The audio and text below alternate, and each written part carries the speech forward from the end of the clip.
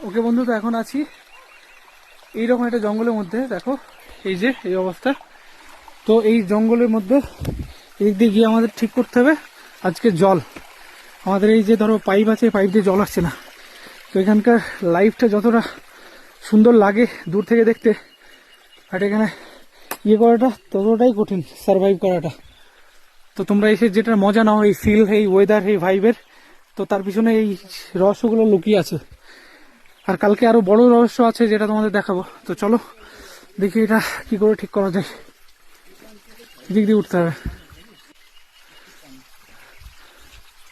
যে দিদি আর দাদা উপরে কাজ করছে, আমি এখানে দাঁড়িয়ে, এখানে যদি আমার কোনো অর্ডার আসে, কোনো হুকুম যদি আমাকে করে দেন, আমি এটা করবো, ওই জন্য নিচে দাঁড়িয়ে আছি। তো এই হচ্ছে ভাই, ধরো